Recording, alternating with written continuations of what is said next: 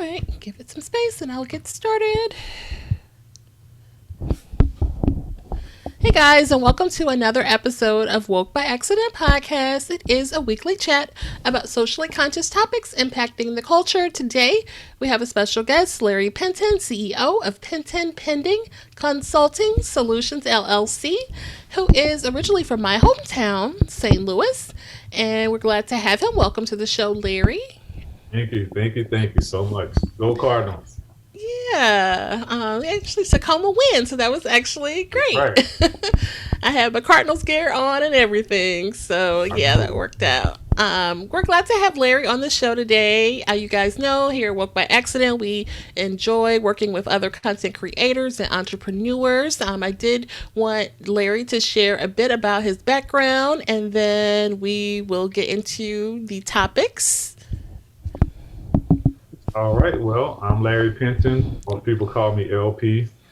I am originally from St. Louis, born and raised, lived, worked, had my family and everything in St. Louis. So born in 71, grew up on the north side, grew up on the west side, lived on the south side, then went back to the north side. I lived on Shreve and Lee for almost 20 years. Oh, wow. And so the Walnut Park area, and then I moved out to St. Charles City, and I lived in St. Charles County afterwards, before we moved here to Charlotte in 2020.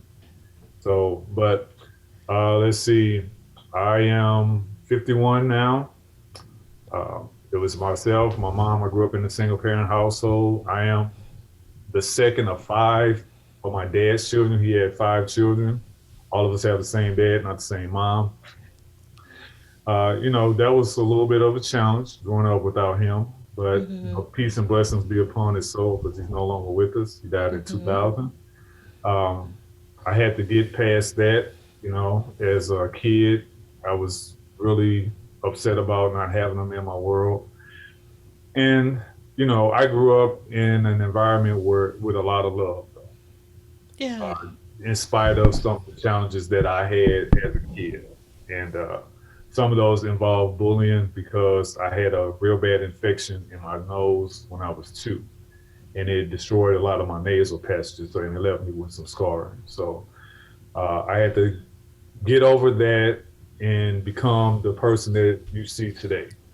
Yeah. So I didn't let it take me under anything like that. I got into computers at a young age. I was a computer prodigy, and I worked for a number of Fortune 500 companies in the St. Louis area up until the age of 37. And then I got into EMS first, and then fire. Okay. And before that, I raised 6 kids, 5 boys, 1 girl. We had a set of twins. Nice. With the second birth, the girl's the youngest. She's born on Christmas, so she'll be 15 this year. And my ex-wife and I, we were married twice, got divorced twice, and then I remarried in 2019. And my wife and I, we are in Charlotte now. So. Oh, nice. Yeah. Nice big family. That's great. Well, you came from a big family, so yeah. Then I retired in 2020 after being on the front line fighting COVID. I worked for a private EMS service in St. Louis, as well as a paid fire department in St. Louis County. And we got here in 2020. A year later, we started this company, this consulting firm, which is what we're going to dive into today. Oh, awesome. Yeah. So, I met Larry here on the Clubhouse app, and he talked about his expertise and emergency operation plans and safety, and that really resonated with me. And in light of many of the tragedies that we've heard about on the news with the mass shootings and crowd chaos situations, I thought it would be a valuable conversation to share with you guys. So, we wanted to get into a few topics to share and to keep us safe in those kind of situations. Now, Larry's company Penton Pending Consulting offers the following services. He mentioned his background, so we know his expertise, but strategy and organization, website creation, emergency operation plan, stop the bleed, certified instruction, training, active violent incident, active shooter, hostile events, consultation, podcasts, which is, we love podcasts, and public and gun safety information, virtual, in person training options. There's more, but I just grabbed a few that I thought were really interesting. The first responder, guest medical expertise, mental health strategies. So this is your area of expertise. And then also, Larry has been featured recently on the Serious Minds podcast of Professor Griff discussing the Travis Scott strategy. So, I wanted to get his thoughts on how we can keep ourselves safe. The most recent tragedy that occurred just here on the 3rd of April was this situation in Sacramento where 6 people were killed and there were 12 injuries, where there was a shooting at a club. And then, so I guess the Sacramento Police Department, they're still conducting their investigation, but it's believed to be a gang related shooting, but just, a mass crowd and a shooting erupts. And, you can imagine the panic. And, we had a lot of deaths result of that. So, what are some things that people can do if they're in a public place and such an event takes place to keep themselves safe? My company partners with 2 individuals. One individual, his name is Dexter Doc Peggins. He's a 25-year Army and Marine Corps veteran. He was a combat medic in the Army, and he's also a highly decorated, highly trained person who works for the government still after he retired from the military. He still works for them as a consultant and a trainer, and he's an emergency manager. He actually wrote a book called Are You Prepared? Or Your Ordinance, if you actually put it on camera. And we talk about disaster preparedness. We teach the Stop the Bleed trainings. We go across the country teaching that. Okay. We did a training at LinkedIn headquarters for their executive protection team. These are all the security folks that do security for the CEOs and the VPs. So we did that last year. I would say this, when we're talking about active violent incidents, and I want the audience to understand why I'm not using the word active shooter, hostile events. That's the term that you hear in the media. The government is getting ready to switch to using active violent incidents because that covers everything. That covers your firearm incidents, that covers any weapons that are used in a violent incident or explosives. Okay. And we know, like on Clubhouse, when you start saying certain things, you get shadow banned, you get put in the matrix, you start getting all choppy or whatever, especially when you're talking about guns and different things like that, for whatever reason. So when I talk about active violent incidents, I'm talking about anything that if somebody went in the crowd and started stabbing people with a pen, that's an active violent incident because that pen is used as a weapon. Right. So if you are in a house of worship, because something like that happened at a house of worship. Okay. If you are at a business, a workplace, if you're at a school, because we know about these school shootings and different things like that. If you are in the community, at a concert, anywhere an active violent incident can happen. So what we tell people is we train you to be a by-doer instead of a bystander. What I mean by that is, and that came from Doc, he says that, and I say, it's not a matter of if, but when and where an active violent incident is going to occur, and what are you going to do about it? So part of what the StopTheBleed.org does is it trains people on how to deal with these incidents. If somebody has a lethal bleed, meaning they have a spurting blood coming out or it's pooling out big time, that bleed has to stop because the number one cause of death and trauma is uncontrolled bleeding. So in that situation in Sacramento with those, 6 people that were killed, 12 were injured, they needed a lot of tourniquets, They needed a lot of gauze. They needed a lot of things that we contain that you can buy in what's called an IFAC, which stands for Individual First Aid Kit. Okay. That is a specialized first aid kit. It's not like your bargain basement one with bandages and Tylenol and ointment and stuff like that. These have Mm-hmm. tourniquets. They have chest seals. They have hemostatic gauze, which is clot forming substances that you can put inside wounds to stop the bleeding, Okay. and some other things.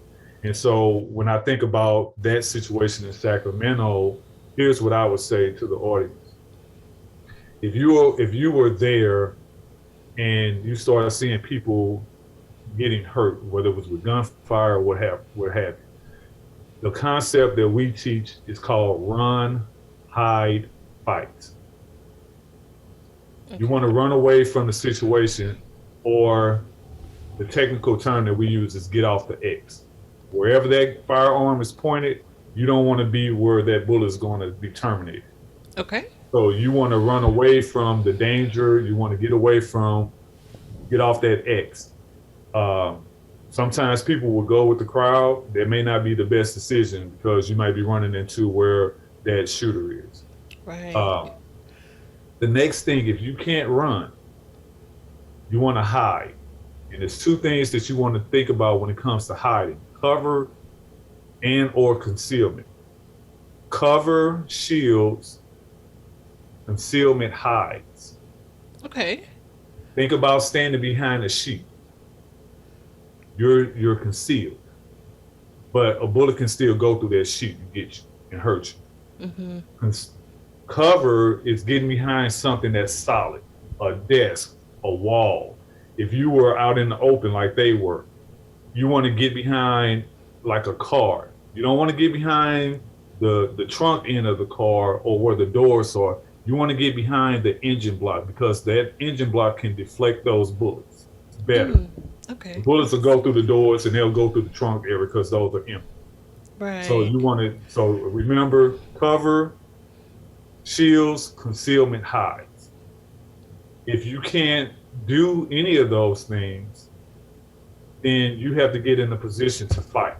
And I mean fight for your life. And whatever you got at your disposal, you can use that. I don't care if it's a water bottle as a Mm-hmm. weapon, an ink pen, a broom, a chair, whatever, a glass, whatever you got to use to fight for your life, that's what you use. If you're in a confined space, you want to barricade that space as much as you can.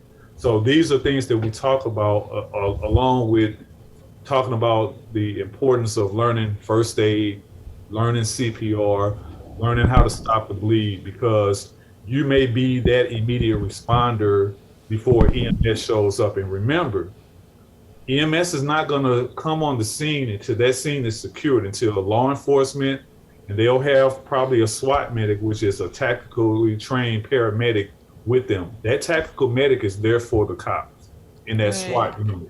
Okay. Until that scene is cleared, all they're doing is trying to get to that shooter or shooters and secure that scene. Once that's taken care of, then they'll bring in EMS. So it may be a long time Maybe a potentially. long Yeah. time. And Before. sometimes that happens, and sometimes people die because they weren't able to get aid or because people weren't able to stop the bleeding. And that's why we do what we do to train people. Hey, you may be in that situation. What do you do? So, yeah. Definitely. Yeah, that's really scary. And then, like, another scenario that happens a lot are these crowd chaos situations, like the Travis Scott Oh, concert, the yeah. Astroworld event. Was it November 5th Yes. in Houston, Texas, where 10 people died in that event. The youngest being 9 years old, Yeah. and many some 300 people were injured, and there Oh, was just a surging of the stage, and so people were just so tightly compacted where they couldn't breathe or move their arms. Just a really scary situation to imagine being in. If it's that tight of space, I mean, I guess what is your advice being in a concert type of environment? That's a great question because my stepdaughter, who just turned 17 here Hmm. in North Carolina in Raleigh, she just went to this event that it was a big concert. It was like J. Cole and Lil Wayne Oh, and the Lil Baby. Dreamville. The Yeah, I Dreamfield, heard yeah. about that. Yeah, she went there and I was like, here's what I want you to do. Because I told her about the Travis Scott, and we talked about that before too. I said, look, is it gonna be outdoor or indoor? She was like, outdoor. I was like, okay. Okay. Hopefully what happened in Houston doesn't happen in Raleigh. Here's what you need to do. My advice is do not go in the middle or the front of the stage because you can get that tsunami, that human tsunami wave of people pushing and compacting. And if they don't have any rows, and what happened when in the Houston event, that was an open state, open crowd area. There was no rows and sections set up to divide people. Mm, So if it okay. was set up like that, that incident wouldn't have happened unless they would have knocked over the partitions. There were no Right. partitions set up for that. So if it's going to be an open environment similar to what was set up in Houston, then don't be in the middle and don't be up front. Be more towards the back or maybe on the sides because if you see crap happening, I'm not going to curse on it. If you see crap happening, you need to be able to get uh, we call it ingress and egress, your entrance and exit. You need to be able to get out quick as you can. Mm-hmm. So the other thing we talked about is being aware of what's going on with you. Keep a closed container because people slip Mickeys in people's drinks, especially young Mm, girls that's and true. young men too. Be aware of all of the things that go on just like normal. Pickpocketers, be aware of any fights or potential beefs or whatever that's going on. So those are things that we talked about. And she said it was a great event. There was no incidents that I saw or heard that were reported even on the news or what have you. So they did a great job, much better than what happened in Houston. Right. And then with that particular event, do you feel like the responsibility was on the venue or the artist? I mean, because it sounds like they weren't prepared for such a event when, everybody started talking about what went wrong. I would say for me, the so when you have a major event like that, there is things that are set in place. And if you go to FEMA's website, any large event, whether it's a sporting event, a concert, what have you, there are templates that you can download as the event planner, the promoter, whoever, even the public safety staff, whether it's the fire department, the police department, and all those different entities, those first responders. They can download those templates for a specific event and tailor it to that event. Logistics, security, EMS, fire, police, all kind of things.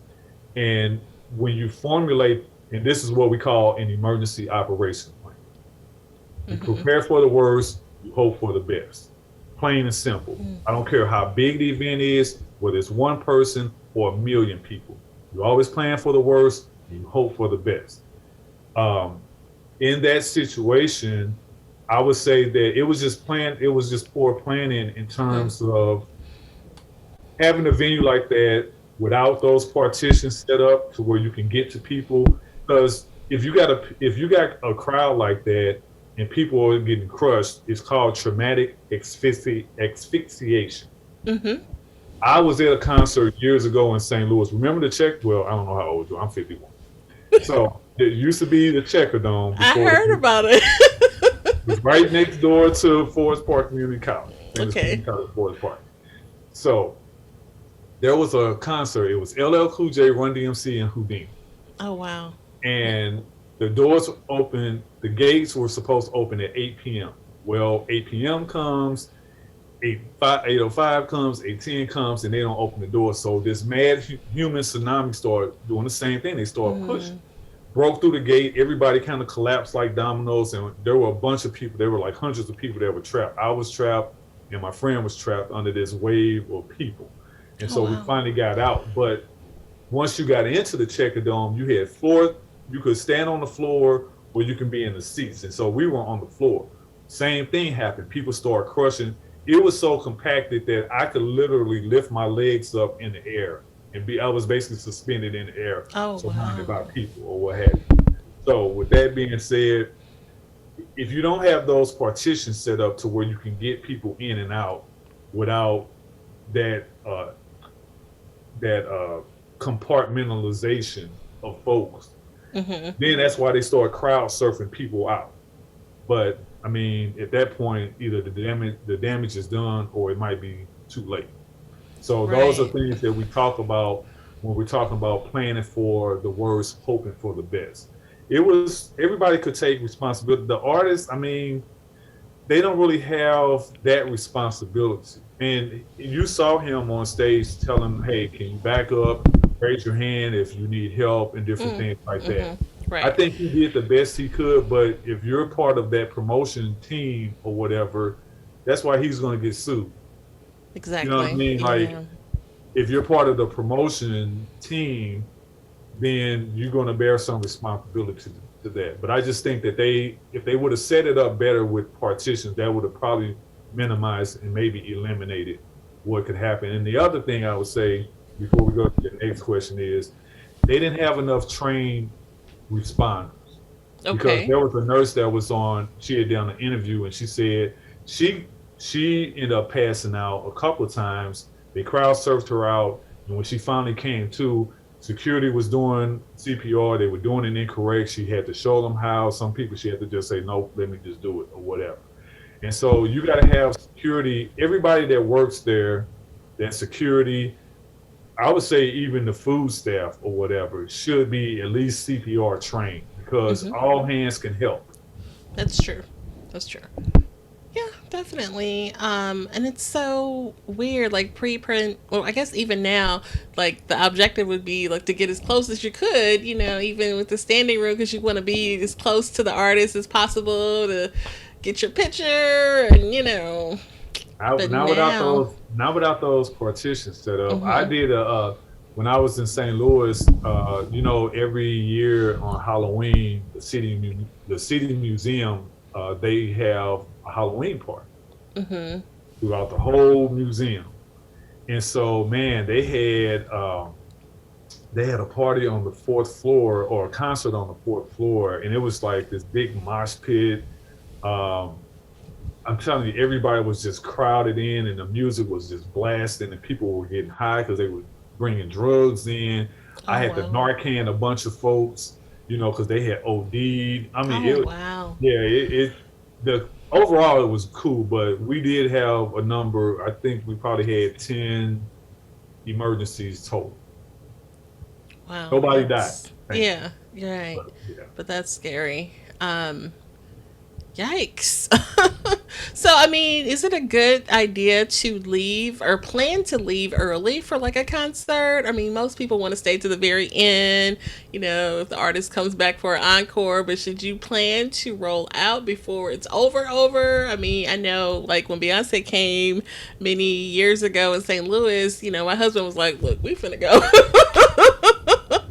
And it that, wasn't over yet, nothing broke out, but he was just saying he was just tired and ready to go. But he was just like thinking like it's gonna be a madhouse trying to get to the car. Like, should you plan to leave early or that's never nothing. You can never leave too early. okay? Now, let me ask you: was this the concert in Farmington? No, this was like, oh god, this is so long ago. This is like before Coachella. This is in St. Okay, so Louis. because I remember when she went to Farmington, I was like, Farmington, really? That's a rural area. But hey, people showed up and it was cool. Like they Hmm. didn't have no incident. But anyway, Yeah. you can never leave too early. I mean, it's your money, like whatever you pay for the ticket or whatever. Like my wife, she doesn't like baseball because she says it's too long. So she's out when the seventh inning stretch starts, she's ready to go. Yeah, most people always leave the baseball games a I'm little like, early. it ain't the game ain't over. But yeah, she's like, okay, I'm ready to go, so, but yeah, you can never leave too early. And I would say, like, if you want to stay longer, anywhere you are, keep your head on the swivel. It's always Okay. about situational awareness. I don't care if Yeah. it's a concert, if you're out, like when they had the home opener the other day, and everybody, gathers around Keener Plaza and all Hmm. that stuff or whatever, or they're in Ballpark Village next to Bush Stadium. You just want to be aware wherever you are, even if you're at one of the clubs or something like that, drinking beer or whatever alcoholic beverage, or you're at one of the restaurants downtown St. Louis. You just want to keep your head on the swivel Hmm. always, because it's not a matter if, but when and where an active violent incident can occur. And what are you going to do if you get caught up in it? And those steps, those really important steps, are to run, Run, can't run, hide, hide, and cover fight. and concealment. And Right? And then if you can't hide, fight. fight. Fight for your life. Fight for your life with Yeah, whatever you definitely. have. I don't care how big or small the object is. You take it, you put it in your hand or hands, and you fight like you are a trapped animal in the corner. Okay. Yeah. I mean, you hope that it never has to happen, but you Absolutely. never know. And I think it's important to talk about these things, especially as we have seen so many school shootings and events in the malls and things like that. Yeah, so I appreciate you sharing those details. I want to bring up one thing Yeah. before we end.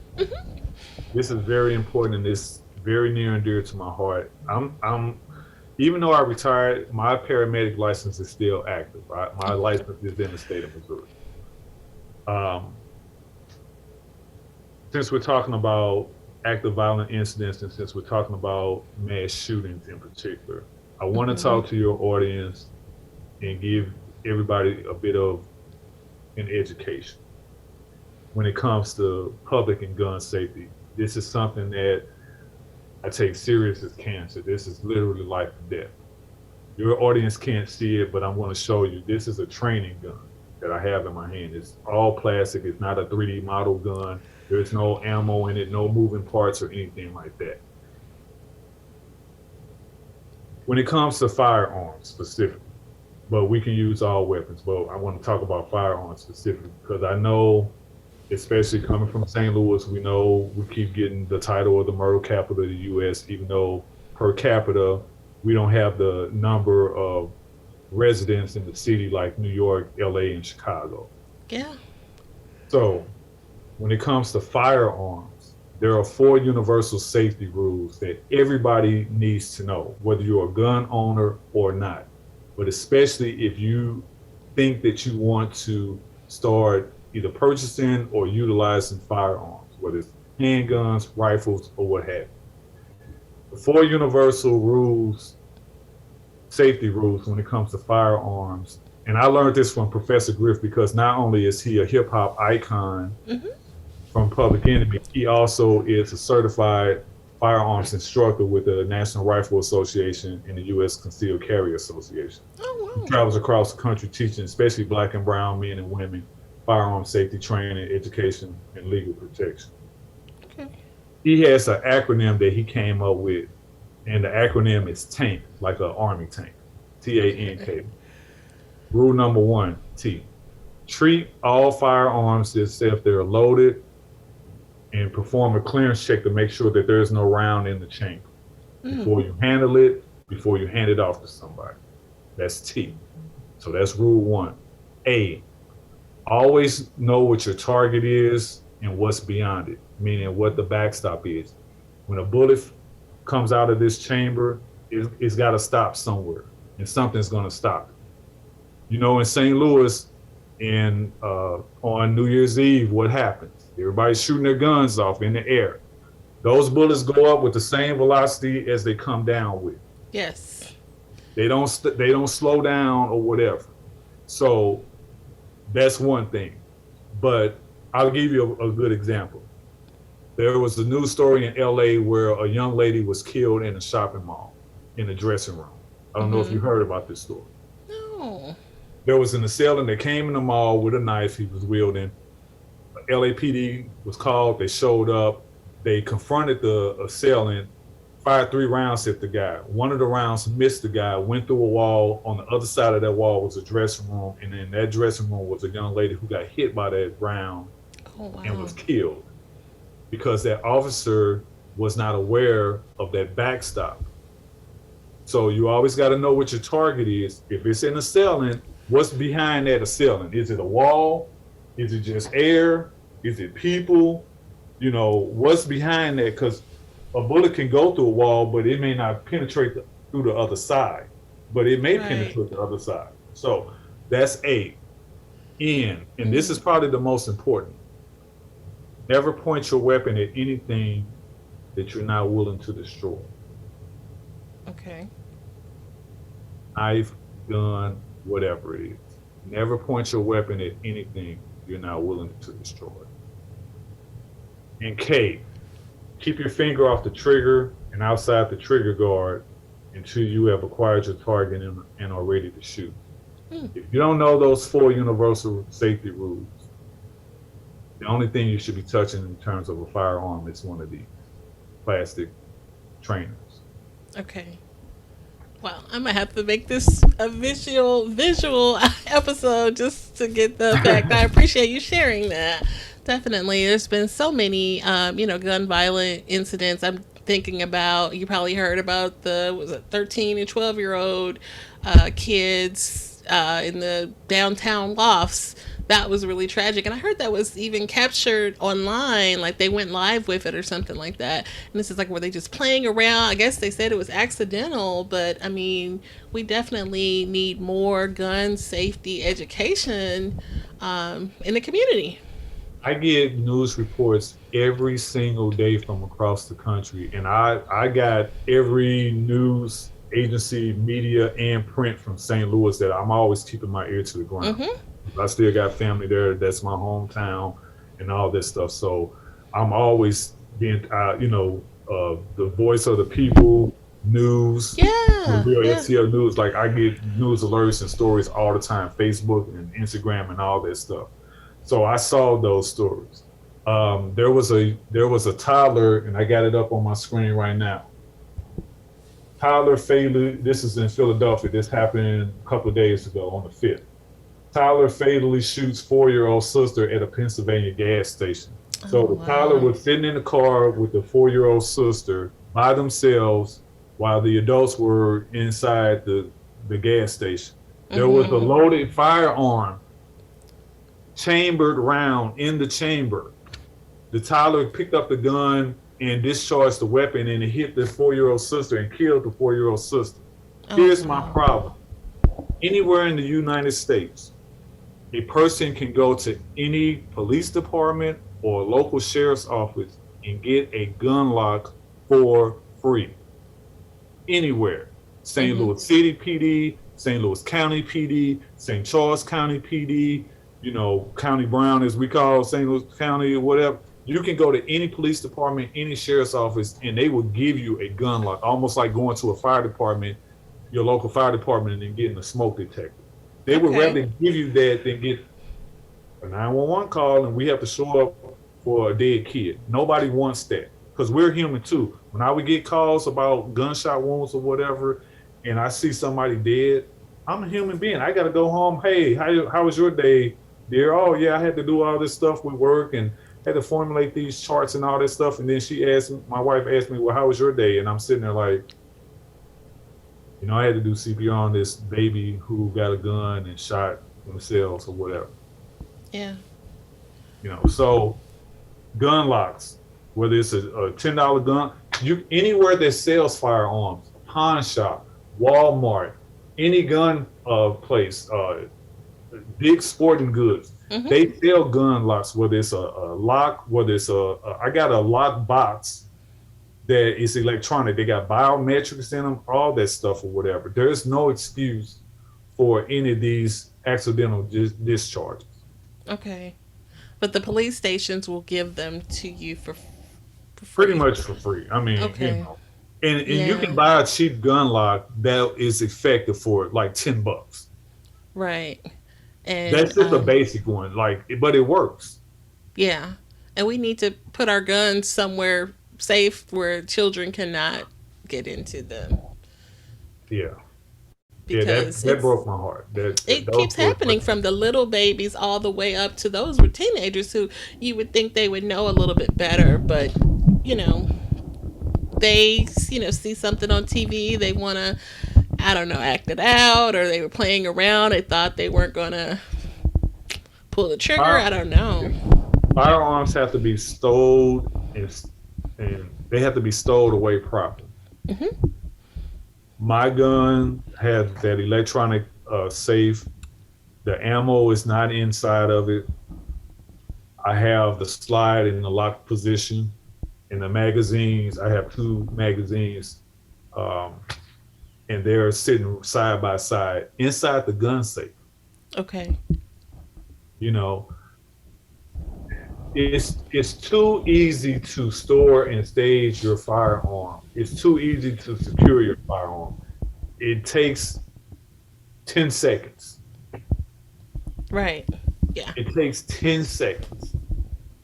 So if something were to happen, because that's the fear or the concern where people want it just out, in case an intruder does come in and they need to retrieve it, and that's why they leave it out where kids end up getting into it. So here's the thing about that. If you're going to stage your weapon, you need to stage it in an area where the kids are not coming in, and you need to,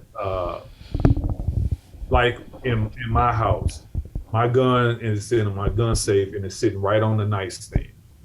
If I heard an intruder, I put in my 4-digit code, open it up, click, slide, load, lock and load. That takes less than 10 seconds. Okay. That's a 10-second thing. So that's why I'm saying, and when it comes to firearms, you cannot practice enough. I got this off of eBay. It's $13. It's a training gun. All plastic. This is made. This is a Glock model, but they have different models. Like I said, no moving parts. It's all plastic, and you can train with this. And there are different, like Professor Griff. He has online classes that he offers. I just did one of his classes. It was a 6-week online class. We met every Sunday at 7 p.m. Eastern time. And after the 6 classes, we're going to do in-person classes. So he's going to go around to different cities. He's coming to St. Louis May 20th. Oh wow. Okay. But you can take these classes online. Every gun range in your neighborhood, in your city or state, offers classes like these. Right. You're not spending $1,000. You're not spending $500 or whatever. The price of your life. You have to take that into the account. Mm-hmm. And again, there are all women gun clubs. I'm talking about there are all black women gun clubs too. Okay. Yeah, if you Google black women gun clubs, I can tell you too right now, women with weapons and what is the other one? Because they're on my Instagram, Lady Ammo. Okay. LADIAMMO. If you Google her or go to Instagram and type in Lady Ammo, she has a great gun club that she does. She does concealed carry training and stuff. Learning about firearms is so important. Don't be scared of a firearm because firearms come in all shapes, sizes, and different things like that. It's not the firearm that you should fear. I'll end with this. Martin Luther King has a great quote, and I'm going to paraphrase it because I'm going to add one word to it. He says, "There is nothing more dangerous than sincere, intentional ignorance and conscientious stupidity." This is not what you should fear. You know what you should fear? And I'm holding the gun up, the training gun up to the video audience. This is what you should fear. The sincere, intentional ignorance. Because what's more powerful, a brain or a firearm? It's the brain, because the brain had to come up and create this. Right. Right. Okay. Well said. Well said. And I thank you, Larry, for sharing about the safety procedures that individuals should take. And we will have your links posted. Anything else to share? If anybody wants to get in touch with me for training or anything about the company that we do, or for me to be a host, a guest on your show, podcast, or what have you, my digital business card, if you Google me, type in lp10k.com. lp10k.com is going to give you all of my contact information, all of my social media links, my website, my email address, my office number. uh, Definitely tap in with me. I will talk to anybody, anytime about any of these subjects, good, bad, and ugly. We have a podcast that we're starting. It's one of three that's starting April 18th. We're Mm, discussing traumas. okay. Podcast is called Trigger Warning Talk Podcast. It's going to be discussing four things under mental health: domestic violence, sexually based offenses, human and sex trafficking, and missing persons. The Oh, missing wow. persons component is going to be focused. 99% of those topics or those people that we're going to be focused on are going to be Black and brown men, women, and children, because there's not enough media coverage about that. Everything and everybody else is going to be covered under those four topics, and it's going to be from my perspective. So EMS, we have a nurse who does the forensic. She's a forensic nurse, so she does and again, trigger warning. She does the rape kits for people that come into the ER. And Okay. then we have a couple of rape advocates that are going to talk how they advocate for people that have been sexually assaulted from the initial assault to whatever the end point is, going through them with the court process, the medical procedures, all that stuff or whatever. And the reason that I'm doing this podcast is there's not enough men that are talking about these issues, Mm-hmm. these particular subjects. And there's no first responder that I found anywhere, nationally or internationally, that are dealing with these topics that I just named. Yeah, definitely need that voice in the podcast space. So I appreciate you getting involved with that. And we'd love to have you back once you guys have launched to Oh yeah. share. And yeah, so I definitely try to cover cases of missing black and brown people because we don't hear about that in the mainstream media as much. Like there's a case in St. Louis right now, young lady I know Daisha about that. Allen, Yep. and I don't think I've seen any mainstream news coverage at all. You know what I mean on that. I'm going to tell you something. Yeah, There's a St. Louis story. it is. No, I'm getting ready to tell you about a St. Louis story Oh, real quick. okay. Remember Regina Sykes? Okay. Yeah, I believe so.